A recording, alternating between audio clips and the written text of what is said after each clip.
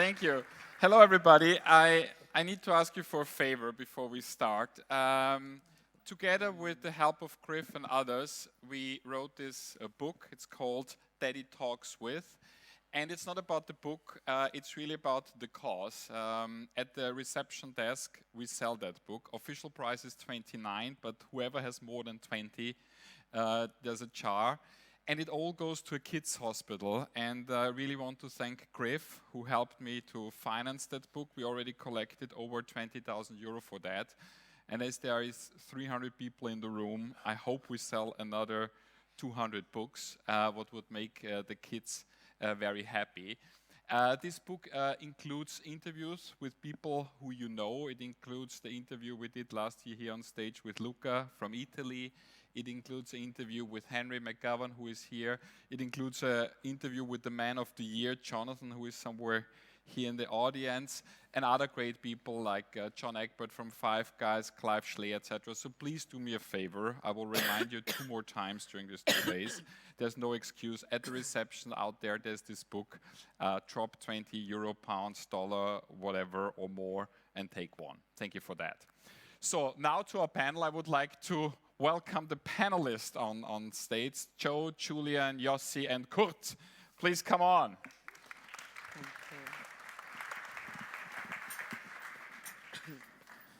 I'm happy that I'm today not the only Austrian. I just learned that Kurt is an Austrian and Australian, so we Austrians finally take over. And also in the audience there's Will, so we're getting more and more Austrians here. But it's not about Austria, obviously. We want to talk, the overall scheme is behind us. It says evolve. And what we like to do in the next 30 minutes or so is to talk about how the markets evolved, how your concepts evolve, and piggybacking on the perspective from Alex Partner we just have, there are a lot of mega trends out there and how we all need to evolve to cope with them. So I want to start with you. Drake & Morgan, fantastic concept over a decade or longer in the London market. Beer pub, strong restaurant focus, strong hospitality focus. How did you see the last 10 years your market evolve, and how did you cope with all the changes in this tough, very competitive market? Well, London's a fantastic market, isn't it? In the last kind of decade. Well, we started in 2008 in Bankside, and I think London's changed enormously. I mean, there's so many great competitors now. Rooftops became a thing in the last decade, so people went up in buildings and saw London from a different perspective, and also probably landlords and developers started to have a kind of different theory about creating better mixed use at the base of buildings and thinking more about the customers that use these buildings as well, really. So I think, it's an enormous change, really, in terms of with customers as well over the last decade, because a lot of people have arrived in London. There's a lot of very good competition. Food has changed beyond recognition in London as well. I mean, 10 years ago, it was okay, but now it's phenomenal, really, in terms of certainly the markets we trade in the city, Canary Wharf, and in Manchester and Edinburgh as well, really. So, yeah, I think it's changing and evolving, and I think craft is even more important. We see that. I live in Bermondsey, and I lived there before it was cool, so it's quite funny to find it was cool, so I probably need to move now, but I've lived there for a long time. But the other thing that I notice a lot, many years ago, I was fortunate enough to hear a talk by Dame Anita Roddick, who founded Body Shop. And one of the things she talked about, and this is about the best part of 20 years ago, was that people in London will always want connection and relevance. And people in London generally have less than 3 friends. And that still stands today. I think that people want this connection and such like. So there's been quite a lot of change with connection and competitive socializing. And different things, but people, irrespective of delivery and different things, people still want to come to a bar or a restaurant to create a connection. So I think that still stands. It's not really changed. It's just become even more important as the market's changed. It's impressive that you say less than 3 things. I think that's friends, that's the great thing in our industry, that we all have more because we all work together and share so much. What I wanted to ask you, because you have these 23 impressive restaurants out there and you're 12 years on the market, would the original restaurant, in the original form, as you built it and opened it 12 years ago, still be relevant today, or did it change so much that you couldn't succeed opening exactly as you opened 12 years ago?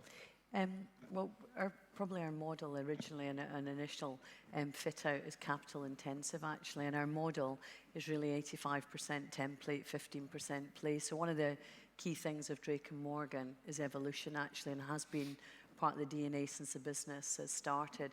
So it's not about, you've got to try a lot of new things. Some things will stick and some things won't. And yeah, if I think about Bankside, where our first bar and restaurant is, who'd have thought it would have had a Hilton at Bankside there, first 5-star property that arrived and had 1,500 bedrooms around us that are bringing new customers. So our original business is still in like-for-like growth and has been for 11 years actually. So the best ideas in Drake & Morgan come from the team, and they're generally traveling and looking at a number of people that are probably in this room that are doing things well in other parts of the world and trying to bring things back to Drake & Morgan, or just looking in London and in the UK about other trends that are happening. So I think the biggest thing is you just got to listen to your customers, and the most important thing to me is our customers and the teams actually. Thank you. Joe, you run one of my favorite restaurant concepts, and when I first walked in, I think it was in year 1 or 2, I was so impressed by the first sight and the focus on this piece of steak and all the perfect execution around that. So tell us a little bit about how can you put one item on that price point in the center, and how the market reacted when you did that. I run a company called Flatiron, just so everyone knows. It's a steak restaurant. We just have one steak on the menu, and then we have some sides and sauces, and that's it. The Flatiron steak is actually a secondary cut, and we source it. Is probably the most important thing for us. We source from primary breeds. We know every single bit about where our meat comes from, and because of that, we can offer it at an affordable price for everybody. And so what's the price point, just to share with the audience? So a steak and salad is £12. In the center of London? Yeah, and we have nine restaurants all in the center of London.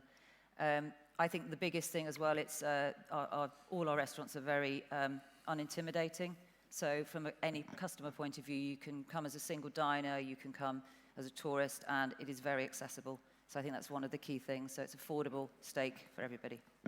So how did your concept, you're now 6 years on the market, so not as long as Drake & Morgan, but over 5 years. How did you need to evolve to cope with that? Because I think we have a lot of challenging, especially when you operate in London. You have the increasing rents and rates. You have the really fight over talents. What are you very proud of, looking back, how the concept evolved? I think the biggest point, and I think Graham touched on this, is it's not any longer now just about offering amazing food and drink. It is about the whole customer experience. I think you can't underestimate how customers are much more, they really vote with what they think. They get a bad experience and that's it. They don't go back. And I think that value and the people in the business is just probably the most important thing. I spend ages asking the team what they want. I think it's completely different now. It's not about financial working in the restaurant business. It's totally and utterly about looking after your people in terms of fair rotoring, not killing them, and letting them have a choice. And one of our big things is we give them the number of hours that they want, which is sometimes very little, 30, 40 hours. And we encourage them to have really good interests outside of work. So when they come to work, they really want to be there. And I think that you can't underestimate spending time listening and talking to your people is probably the most important thing. We don't at the moment have a head office, so we all work from the sites. I know all my people really, really well. I encourage them to have fun, take them out a lot. So I know them really, really well, and I would say from that perspective, we have very low turnover, and it's just crucial because they really follow your culture through. They know what you're about, so it's one of the most important things. Definitely. Thank you so much. Kurt, half Austrian, half Australian. Yeah. That's really interesting. Living in London. Living in London. When we have been chatting before, I think you have a really, really interesting CV. You brought Nobo International opening in London. You worked with Eliyahoo together. You opened your own concert, Bing Bong. Then you retired, got bored. so tell us a little bit about this journey, and if you can focus a little bit also to combine it on how you as a person evolved, because we had how the market evolved, how the concept evolved, how you evolved as a person throughout that journey. Well, I think I've had a fortunate and sometimes fortunate experience. I started out in the fast food sector at McDonald's on a management training program. And I think at that young age, I was molded into this machine that knew about systems and knew about working really hard and never relaxing, or you'd be Ajaxing and all this sort of stuff. And it sort of set me on my path where I probably could have been influenced by kids of my age, I guess, and as a teenager doing the wrong thing. I was on a path in the catering industry, and I got to become quite familiar with that sector, which is all about as fast as possible, as cheap as possible, consistently well done.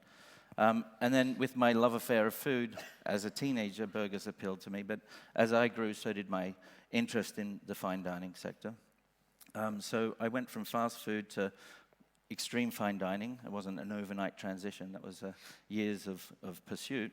But then actually realized there were opportunities for the fast casual sector where I felt the offerings in London at that time in 2004, when you were spending £20, you didn't get much for your money. I know that when you traveled around the world and you went to Italy, you'd get the daily menu, 15 euros with a glass of Prosecco, and you'd eat really well.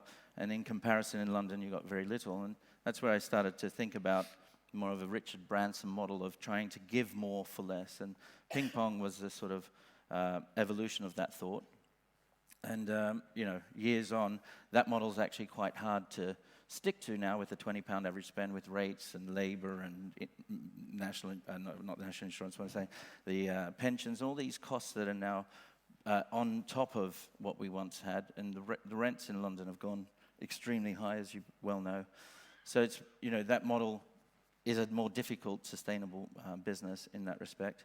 And then I guess just with all my travels and all the cuisines that I've worked with, I led up to the point where we now have Chotto Mate in Soho, Miami, and Toronto. It's the new brand that I'm championing and growing, and it's one that I developed, and it's been trading extremely well. So what's special about Chotto Mate? How many of you have been at Chotto Mate, just to feel? I hope one or two. Okay. Thank goodness I can't see. So there's room to grow. We need more. So tell us a little bit about Chotto Mate. So there was a sector of fine dining, super expensive, and then let's say ping pong was at the fast casual sector, £20 versus let's say 200 a head. I felt that there was an opportunity in the market to target somewhere in between, because having worked for 10 years nearly at Nobu and never having paid a bill, when I finally did, I realized that there's an opportunity there. It was frightfully expensive, even though I tried to control the cost. And then I also looked at the audience and said, this is a more mature audience. These people have children that are now of the age to wanting to go out and don't want to go to the same places as their parents. And I figured maybe there's another opportunity to target them as well. So it was all about targeting a certain sector of the market, but it was also about trying to introduce something that hadn't yet been seen in London. So I focused on a cuisine that I was particularly fond of, which is the Nikkei cuisine out of Peru. It's the marriage or the evolution of the Japanese having migrated there some 100 years ago, and brought that to London. And it was so new at the time, that classification, that there was no food guide that had Peru or Peruvian or Nikkei. So we sort of went down the Japanese path to attract the customer. And of course, once we got them through the door, it was our job then to make them want to come back, which we've been doing now for 7 years and growing. Thank you. So how many of you have been yesterday at the food tour starting at Momo? How many of you have been at Momo? Okay. How many of you liked Momo? Okay, so we are lucky. So Yossi, the man here on my left, runs this very interesting group, Entourage group, what did Momo and Open. And what I really find interesting, Yossi, is that you have from all here on the panel, the widest span of concept. You really have high-end concepts like Momo and others, and you trade down to fast casual, and you have QSR with your latest the pizza concepts. How you run a portfolio from having an average check of €80 down to 5? That's like very interesting. How you run a company like that? It's my passion. I do it for years, and I think I like basic as well. I love pizza and I love burgers like everybody else, and I like to focus on certain items and focus and make it like very good. Like if you do burgers, just to do a proper burger on a one item kind of focus, and we did it with pizza. But with the high end, it's more my passion. I'm doing it for many years now. We opened Momo in 2008 in Amsterdam, Pan-Asian. Now it's 11 years after, still buzzing. We opened a lot of different brands, developed it through the last 11 years in Amsterdam and all over Europe, including the market of Germany and Spain. And you also run already, I think, 4 countries, your concepts in. Do you have any major learnings when you grow them? Because especially the butcher, what is the fast casual premium burger, growing out of Amsterdam, you started in Germany, you're going into Spain, etc. What are the first international learning when you evolve your brand outside of the home territory? With the butcher, it's very kind of straightforward product. It's a burger, and it's very kind of honest burgers, and the ingredients is like it was kind of a brand that was very strong branding as well. The butcher's has got such a strong branding, stands for quality, very good value for money, kind of very simple and invited. You know, it's not intimidated to go in. It's nearly everybody's budget, so it's easy to launch it in the small shops. So the risk and investment is not massive like the high-end restaurants. We're talking millions. That's something that you need a lot of high foot traffic locations, and in the cities that I've been and I want to be in. So how many butchers can we open in Europe? We have a target to 500, open about 200. 80 in the next 5 years. I mean, the next 4 years. We're already on 10 hours, and we have on a pipeline another 5, 6, 7 that we're going to do, and just a lot of things in the pipeline. Impressive. And I also read there was a press release this week that you have 2 new concepts coming up. You want to share something about that? Yeah, we just literally launched this week 2 new concepts that are upcoming in Amsterdam. It's a rooftop of an hotel next to the Rye in Amsterdam. It's a 24th floor. It's 1,100 square meter of a roof place. Like you said, this is what everybody goes up now. Beautiful view, and I'm developing a new concept that it's contemporary Mexican. Mm-hmm. This is something that I think in Europe is not developed as much as it is in North America and South America, of course. And I think this cuisine has got so much depth to it, so much history, so much flavors, and like the Peruvian, like everything, everybody play with the Japanese, and we did as well with izakaya. So much into it, so I fell in love with it, and we're working on it for the last couple of years, develop details. We looking into launch it in the end of this spring, something beginning of summer. Contemporary Mexican food with bar and kind of tequila lounge, sky lounge bar on the other side. So it's more like looking forward to that. Caribbean parties. Jillian, back to you, because when we hear everybody talking about delivery and the rise of there, we sometimes have the impression that whoever doesn't deliver has no future, what is obviously completely not right. But let me ask you that way. If I'm sitting on Sunday afternoon in London, it's raining, and I have 2 options to take out my phone and order something, or stand up, get dressed, and get to one of your restaurants, what do you need to provide to motivate people to stand up and not order and go and have fun in your restaurants? What is it, what you think Because this was a huge disruption to our industry, and you had this 12 years journey.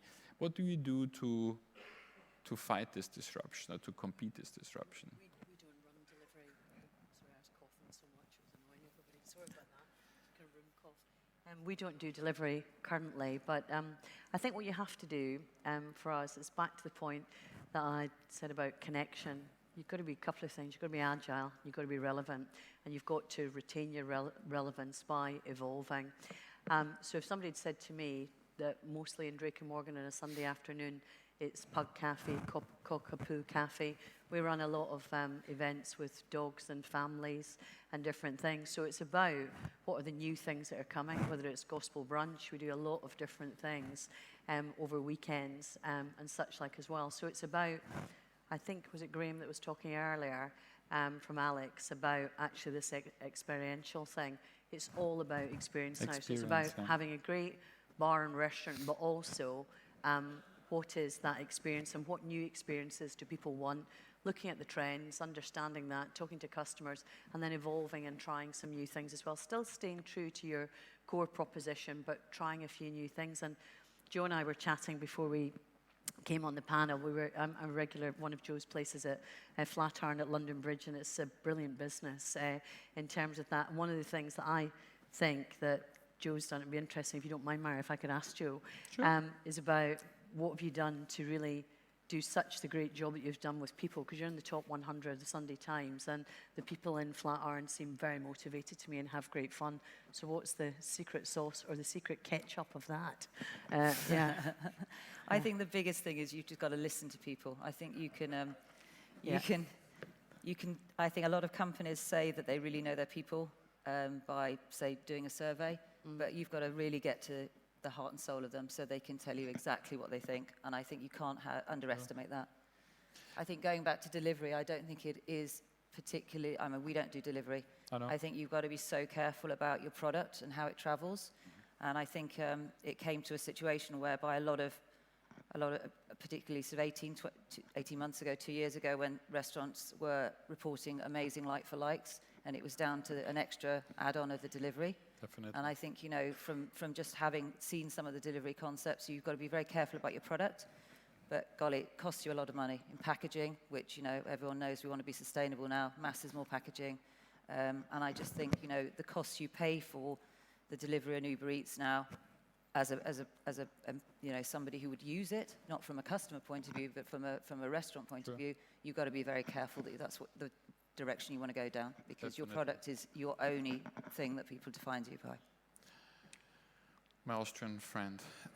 Another big trend, what was featured in all the talks so far, is veganism. Yeah. We were chatting before, and you said you live most of the time vegan. How does that reflect your offering?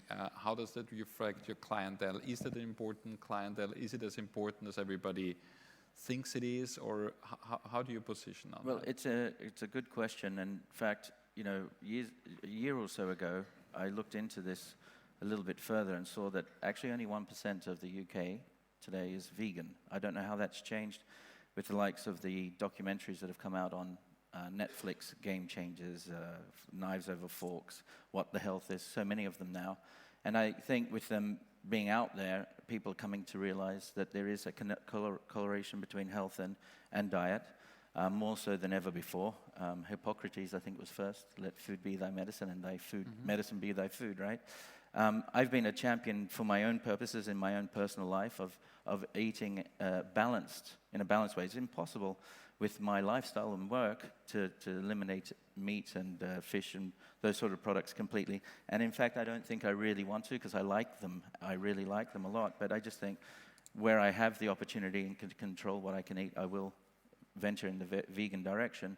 But what's also super important for me is the fact that it needs to taste good. I don't want to eat vegan food and feel like I'm missing out. So, I mean, while I travel, I'll eat like everyone else because I want the good dishes.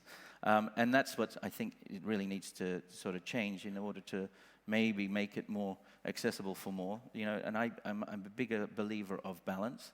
And I try to have a theory in my own personal life of maybe 70%, 80% of my lifestyle is vegan, and 20% isn't.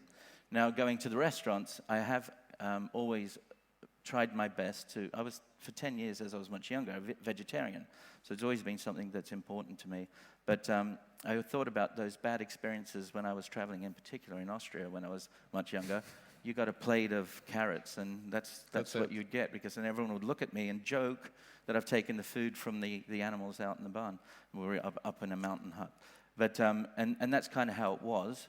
But I've always tried to cater to vegetarians because knowing how much I suffered, I felt for those 10 years. And what I have seen is we have 3 set menus on our Ciotto Mate menu, and I would say the menus represent a good 65% of our sales, so they're super popular, one of which is all vegetarian, and that represents 40% of those sales. So it's quite a high number of dishes being sold that are vegetarian. And with a slight twist, they become vegan. We take one element out and it's vegan. And what I'm coming to see as well, celebrities are very influential in everything they do. And now you see more celebrities talking and championing the vegan way. Anthony Joshua has now just mentioned for the weeks leading up to a fight, he's vegan. Lewis Hamilton talks about being a vegan.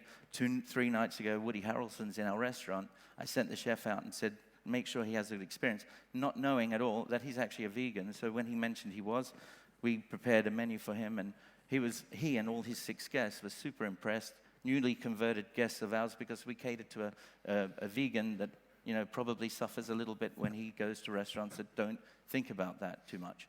So we see it as an important part of our business. We continue to drive that aspect in all our sites, and I think we'll only benefit from it, because I think that movement is only going to grow.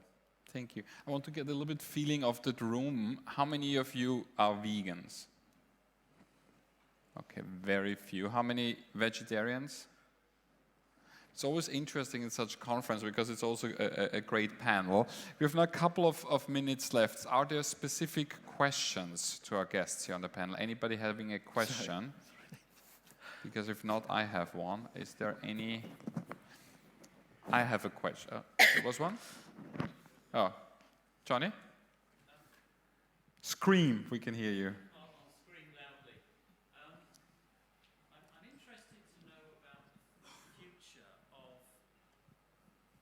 The future of the consumer, the guest.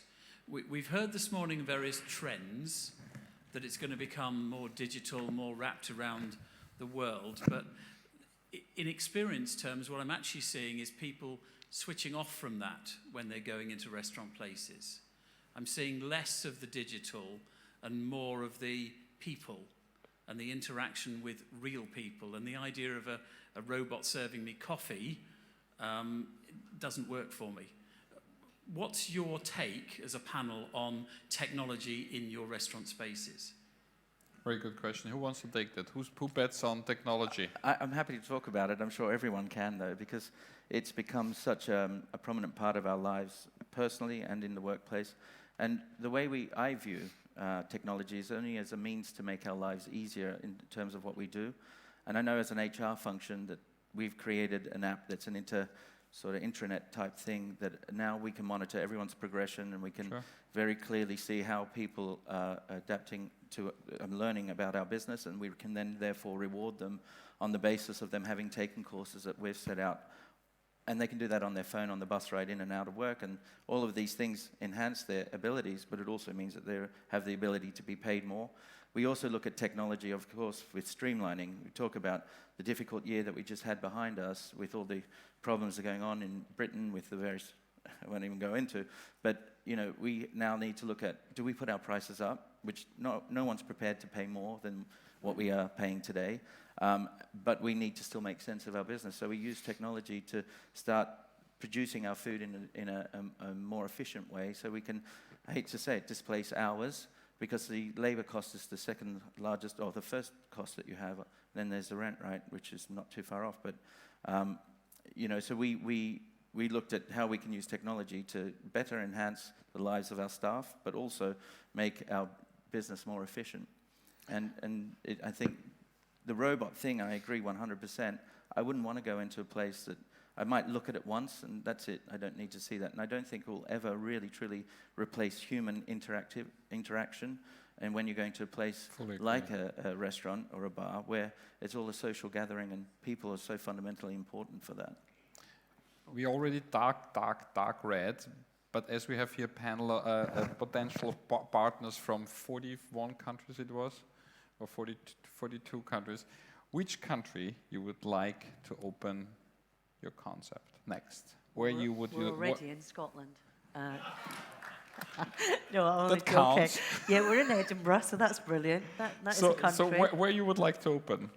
Are you ready to grow outside? Outside of Scotland? Well, of course. We've done quite well in Edinburgh. We've struggled a bit in Manchester, getting to know the market and different elements. And we've also Almost done another country. a franchise with, is an interesting one. But we've done a franchise with a partner as well down at one of the airport terminals. So I think London currently is our heartland. We're opening something new in London at London Bridge, actually, later in the year. But we've got more to do in London first, actually, before we go to other countries. Where? Nothing at the moment? Not currently, but of course we'd always Open talk to to people, talk. actually. Which city are you now? Pardon? In which city are you now? In London. Now here. Amsterdam. Oh, in Amsterdam, yes, of course. Yeah, we've been, the guys from HMS Host, I don't know if they're here, we've been to tour around a lot of different airports and terminals in different parts of the world, and we like that. But the biggest thing is to get the right partnership. True. Because It's all about it's a bit partners. like a date, isn't it? It's got to be right first time and for the long term. So it's about finding the right partner as well as the right country. Joe, you're ready to grow. Yeah, we're If ready. you can pick a country, where is it? It's got to be Amsterdam. Then that's It's gonna be Amsterdam. Big applause. So Yossi, you have a lot of concepts Joe. already to grow, and you are in countries. What is of particular interest? Which concepts of you want to roll out? Which countries you're interested in, so that people grab you afterwards? In general, we want to launch to grow a lot with the casual dining, with the Butcher brand. But we're already in plans in the pipeline in Milan with a few of our restaurants, with the Izakaya, with the Duchess, with the club, with the Edition Hotel, with the Entourage that we working for a couple of years. Love to go back to London to do some stuff in London. It's one of my favorite cities. Maybe an exchange of concepts? Sorry? Maybe an exchange. You open their concept, they open yours. No, but I'm so grateful and happy that for the last 12 years, I actually create and grow all our brands in Amsterdam, and from Amsterdam, that's growth through Ibiza, Barcelona, Milan, hopefully London, and everywhere else in Europe. So it's kind of like a pride that we part of such a beautiful cosmopolitan city like Amsterdam. So next, Giottomate Vienna, Kurt? Well, I would like to say yes. Definitely my father and his relatives, my relatives, will be very happy about that. But we've just in the process of finding a site in Riyadh, actually, in Saudi Arabia. And we're, in the process of closing deals in Madrid and Mexico City, Puerto Rico, Las Vegas, a few other places. Very international panel. Yeah. Big hand to our panel. Grab them in the break. So you all get now a book as a thank you.